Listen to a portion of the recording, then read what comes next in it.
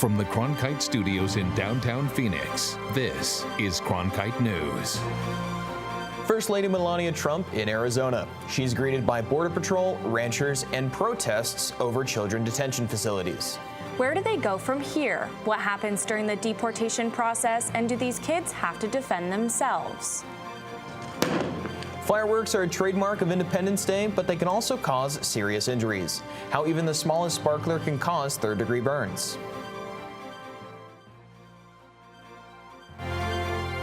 Cronkite News starts now.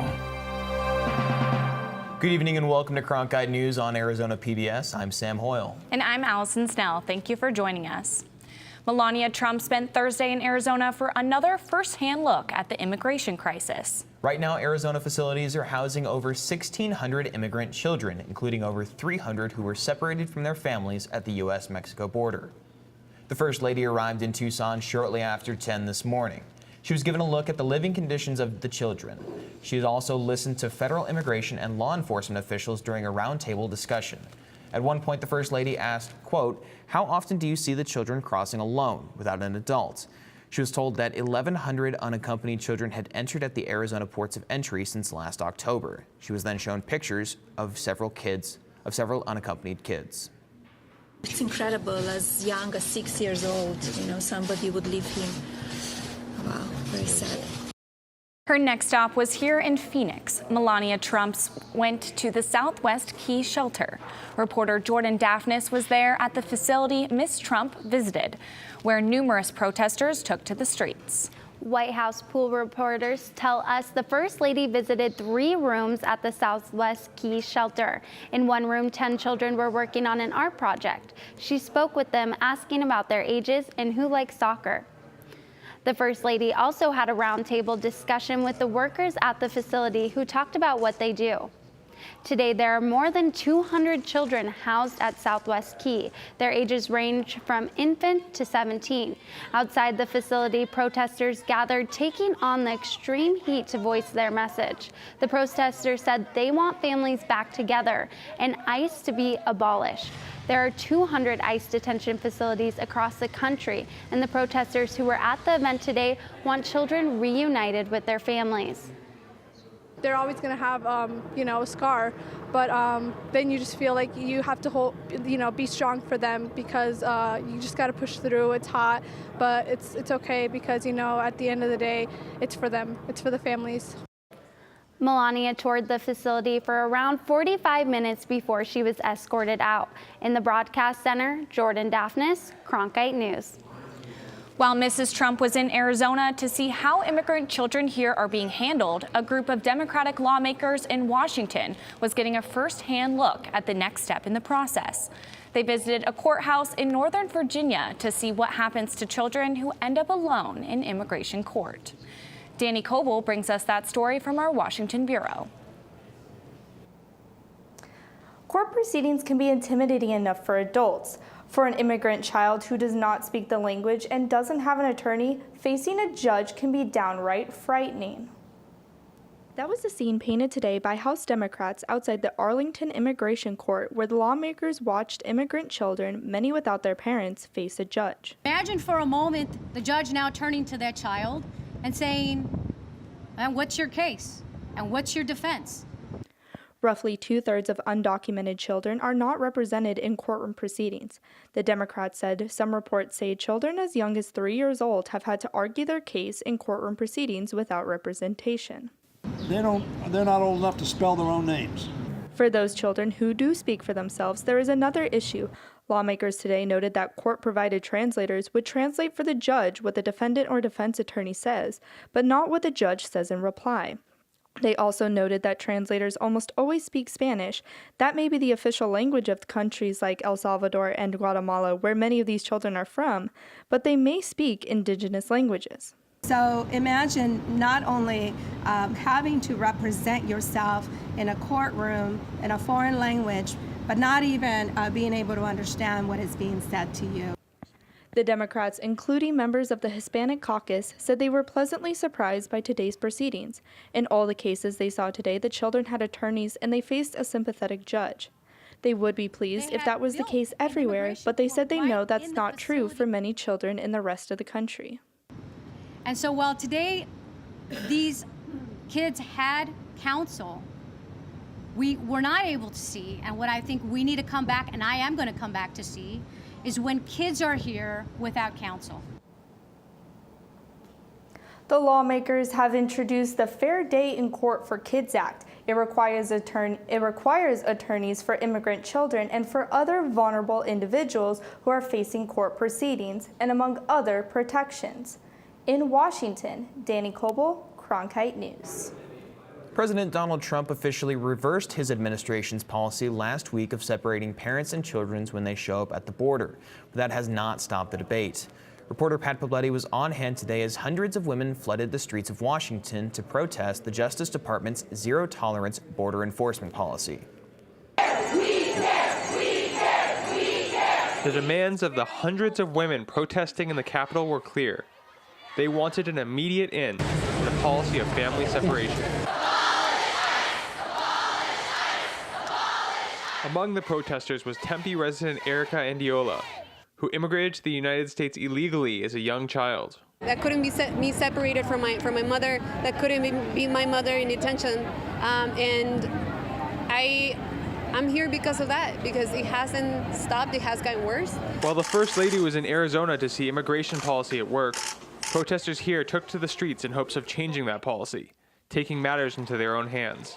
The protesters marched to the steps of the Department of Justice and engaged in an act of mass civil disobedience, locking DOJ employees in their own building and shutting down traffic by sitting in the street. They were addressed there by Representative Sheila Jackson Lee, who encouraged those gathered to continue to fight for the families separated at the border until every child has been reunited with their parents. Jackson Lee also called on her Republican colleagues in the House to reach across the aisle in order to find a solution to the mounting crisis at the southern border. You cannot do an immigration bill without a bipartisan, nonpartisan effort. You cannot do it without humanity, without justice. And they put a bill on the floor continuously that has no humanity and no justice. But Andiola isn't optimistic. We gotta elect people who are gonna be on our side. And this is a call for America that we are in midterm elections. In Washington, Pat Pobletti, Cronkite News. Protesters later moved from the Department of Justice to the Senate office buildings, where organizers said that over 600 were arrested, including at least one member of Congress. Hundreds of protest rallies are scheduled across the country this Saturday, organized by the Families Belong Together campaign. 11 rallies are set for across Arizona, from Nogales to Bisbee to Pine Top. In Phoenix, the demonstration begins at 8 a.m. in front of the state Senate. A local grassroots organization is educating the community and fellow activists on immigration detentions. They're also explaining how to find loved ones detained because of their undocumented status. Reporter Amanda Mason attended the workshop sponsored by the Florence Project and Plan on Immigration in Detention programs. On any given day, 3,000 immigrants in Arizona are detained, according to the American Civil Liberties Union of Arizona. Lucha, Living United for Change in Arizona, is holding workshops to give information on how to help those detained and assist family members in finding their loved ones. Unless you're an attorney that works in immigration, you probably don't know most of this information. Aldo Gonzalez presented at the workshop and has been working with immigrants for around 6 years. Like, I know the struggle of what it's like to be 5 years old and translating for your parents in like a drive-through, or when someone comes at the door that looks maybe like an officer, or kind of, it's really scary. So like I feel their struggle, and even though I'm a citizen now and I have all these other privileges, I'm not okay because they're not okay, and I have family members who are undocumented too. So I'm not fighting just for like some other person, like this is my community too. The workshop gives activists like Aldermo Peña a chance to help those seeking refuge in the U.S. He became an American citizen in 2017, and he came from El Salvador, where people only make an average of $5 a day. Buy a juice for $3, and I was like, man, how much a person has to work for $3 in El Salvador? By attending this event, I actually was able to learn that I can actually visit people at the prison and try to give them some hope. For those who are worried about being detained, presenters suggested memorizing key contact numbers because your cell phone may be confiscated. In Phoenix, Amanda Mason, Cronkite News. Lucha will be hosting more events in the fall. Next month, the group will be offering free 30-minute immigration consultations for those who sign up. Longtime member of the Supreme Court, Justice Anthony Kennedy, announced that he will be retiring next month. This gives President Donald Trump a second opportunity to fill the seat of a Supreme Court justice since taking office. He spoke about this decision this afternoon. We're going to pick ourselves one great United States Supreme Court justice to take the place of a great man. Justice Kennedy, really a great person, great man. I'm so honored that he decided to do this during our term. And I think that showed confidence in us. President Trump has a list of potential picks. It includes about 24 judges. Senator Jeff Flake released a statement saying approving a principled conservative who will interpret the Constitution rather than legislate from the bench should be our top priority. As we turn towards filling his seat, I look forward to the Senate fulfilling its responsibility of providing advice and consent during a robust confirmation process. Coming up on Cronkite News, no rain means no fireworks. And parts of Arizona still remain bone dry. Without any rain in sight, Flagstaff is calling off its fireworks show. Will the decision impact tourism? Plus, the company hoping to build a more accessible housing market through specialized filters and realtor training. As journalists at Cronkite News, we report on stories that matter to you by focusing on the local impact. We dig deeper and work tirelessly to keep you informed. Live in Wickerburg. Live in Los Angeles. In Cleveland. In Washington. In Louisville. From Jerusalem. Live in Philadelphia. From around the world to right here in Phoenix. At Cronkite News, we report the facts and stick to the truth. I'm Judy Woodruff, anchor and managing editor of the PBS NewsHour. The journalists of tomorrow face a fast-changing media landscape, but quality news remains vitally important to our communities, our country, and our world. At ASU's Walter Cronkite School of Journalism and Mass Communication, students learn solid, reliable reporting, holding the powerful accountable, and rebuilding the public's trust. The Cronkite School and Arizona PBS, preparing the next generation for a stronger future of journalism. Hello from the children of planet Earth. Exploring, it's the lifeblood of the mission. Human beings are a curious bunch. What are we going to see when we get really close? Just because an idea is crazy, it's not necessarily wrong. We were on our way. You don't get anywhere until you've tested the limits. That carries an intensity you can't imagine. You could hear people just, whoa. Oh my God, absolutely spectacular.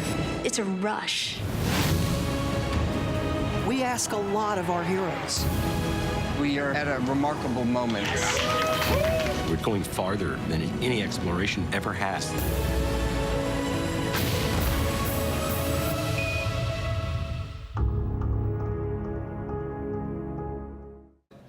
"280 people on average go to the emergency room with fireworks-related injuries this time of year. Fireworks can be dangerous. I spoke with the Phoenix Fire Department to learn that not all fireworks have the same firepower.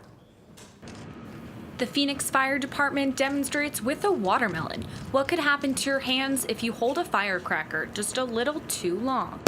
Mick Millam from the Arizona Burn Foundation says he has seen what can happen with fireworks. She was burned as a result of a sparkler that she was playing with during a celebration with her family. Sparkler caught her shirt on fire and she has third-degree burns. Although sparklers are legal, that doesn't mean they aren't dangerous, especially if they get too close to your skin. They burn at 1,200 degrees Fahrenheit. Every firework is different. While some can explode right away, others might be duds. You could have one firecracker 1 second that burns the wick's super slow and you're waiting forever and you're thinking, okay, this is how, they're not running very fast. Then the very next one you go to light, boom, it goes quick. The Phoenix Fire Department is urging you to take caution when it comes to the 4th of July holiday. Be aware of which fireworks are illegal and which ones you can use. We want to make sure we're as safe as possible when we're using permissible fireworks.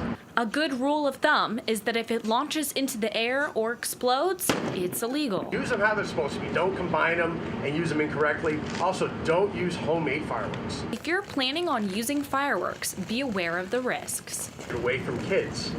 Have a bucket of water. Have a water hose readily available in case there is a problem, in case there's a fire. Don't use it, if you're near any combustibles. If you have a pile of wood that you're going to be burning during the winter that you're storing out there, don't set fireworks right next to it. Current fire conditions in the northern part of the state have prompted several cities to ban fireworks on the 4th of July. Reporter Nicole Hernandez traveled to Flagstaff to see how the fire restrictions are affecting local economies. Right about here is where Flagstaff annual fireworks show is normally held, but this year's cancellation is going to affect more than those just looking for a good time. It will also affect some small businesses in the area. Flagstaff is combating Stage 3 fire restrictions. There are several closures in surrounding forests, limiting recreational access for tourists. If they begin to hear that areas are closed, visitors may not come. But again, it's a short-lived price to pay for what would otherwise be a devastating fire. The last time fire hazards were dangerous enough to ban fireworks was in 2006. Small businesses do suffer if you're not able to have as many tourists come in and have an influx. But it's not anything that Flagstaff hasn't seen before. The Greater Flagstaff Chamber of Commerce says that the 4th of July activities are large enough that it will still draw people in from across the state on Wednesday. And with much of the outdoor activities off limits, it may keep tourists in the city for the day. Any celebration is important for a small business in a small town because it just brings money. It brings, whether it's tourism or locals, they come and in the spirit of celebration, they will shop. Now, despite fire hazards, 4th of July activities will still take place here in Flagstaff, including a water slide, a beer garden, and live music. In Flagstaff, Nicole Hernandez, Cronkite News. Earlier this week, Prescott decided to cancel their 4th of July fireworks because of drought conditions. And Arizona has been in a drought for the last 21 years, and the impact is bigger than fireworks. Coming up on Cronkite News, the Southwest depends on the Colorado River for water. And thanks to the drought, it's time to come up with a contingency plan. Northern Arizona is currently under a red flag warning. I have more coming up for you next. I'm Matt Berry, ESPN Sports Center anchor and graduate of ASU's Walter Cronkite School of Journalism and Mass Communication. With its bachelor's and master's degrees in sports journalism, the Cronkite School is preparing the next generation of sports journalists to tell stories that matter, stories that excite, inspire, and inform. Cronkite immerses students in covering sports at all levels in one of the country's top sports markets. It's this hands-on experience under the guidance of award-winning sports media veterans that shape the top journalists of tomorrow. If you're looking for one show that tells you what happened that day in the world of business, it's NBR. We saw a classic shipwreck. Nordstrom's opening stores. Triple-digit gains. Crude climbs. We're there to help our audience find new investment ideas. The market still has room to go up. Nightly Business Report is the longest-running business television program in history. Weeknights at 10:30 on Arizona PBS. Millions of people die every year from drinking dirty water. I would never have felt I had the ability to do something without ASU pushing me. We built filtration systems out of local materials with the people. To see those kids drink clean water for the first time, it's the most rewarding feeling that you can ever have. I went to ASU because I wanted to change the world. The thing I never would have expected is how the world would have changed me. Drought plans for the Colorado River are developing as the supply of the water in the river is expected to shrink.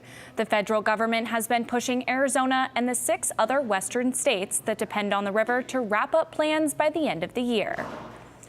Water shortages would be triggered if the man-made Lake Mead Reservoir on the Arizona-Nevada border dips to 328 meters above sea level. The Bureau of Reclamation says that's more than 50% likely by 2020.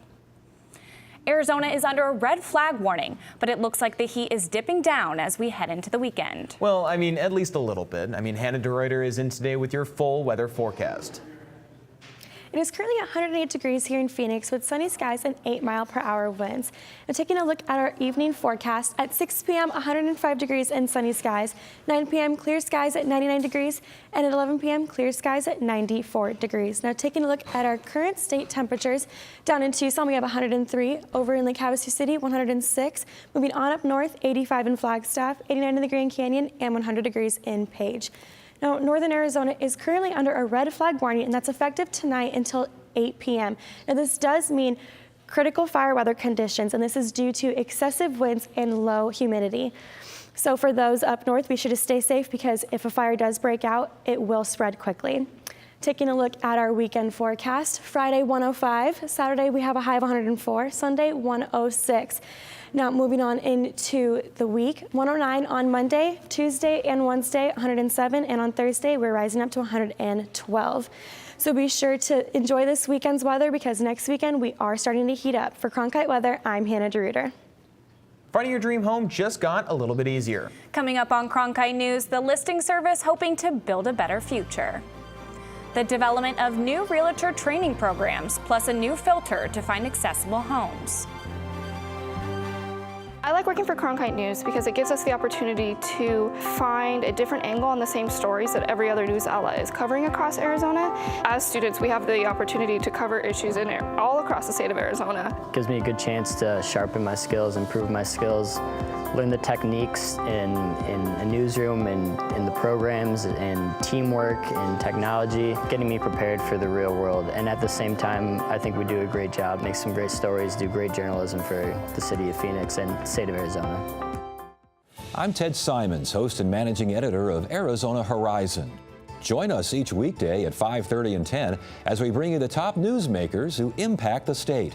We cover the stories in depth that shape and affect our local communities, and we take the time to ensure that all voices are equally heard.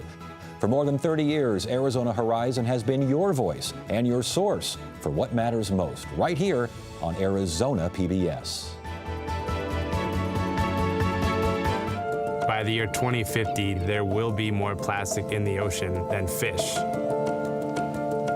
Before Professor Halden, I had an insane amount of passion, but I almost felt helpless because I didn't know how to use it.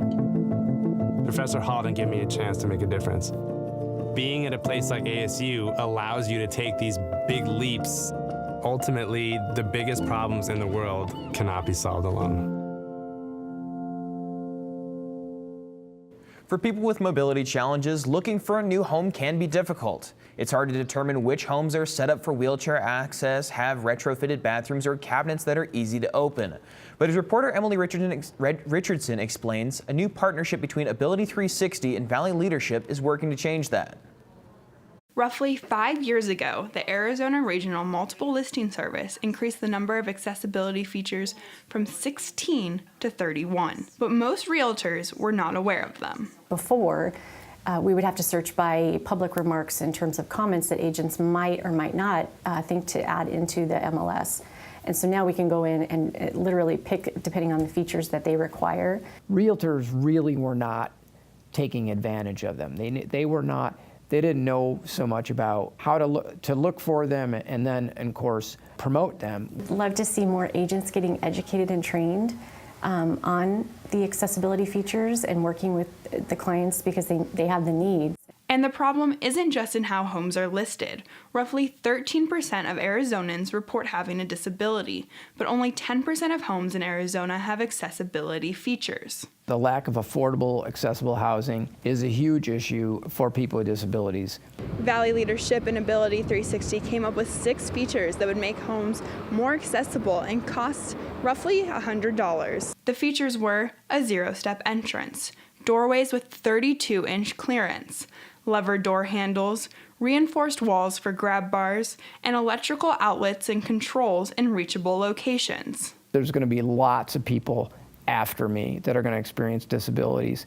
And for them, I want to make sure that their lives have as much quality and accessibility so that they don't have to go through some of the same hardships that me and other people my age have had to go through. In Phoenix, Emily Richardson, Cronkite News. The city of Phoenix has sold the Sheraton Grand. The downtown hotel was sold to a couple of Florida investment firms for $255 million. The property opened a decade ago. It is the largest hotel in Arizona with 1,000 rooms. I don't want to grow up. I'm a Toys R Us kid.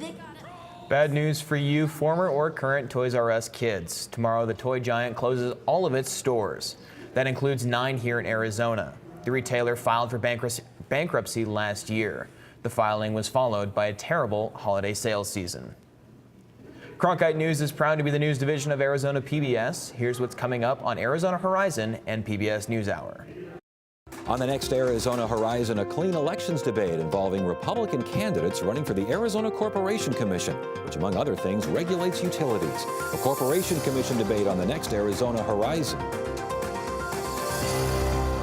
I'm Amna Navaz. On the next NewsHour, our Chasing the Dream series continues with a report from Alabama on how architects are supporting communities by building for the poor. That's Thursday on the PBS NewsHour.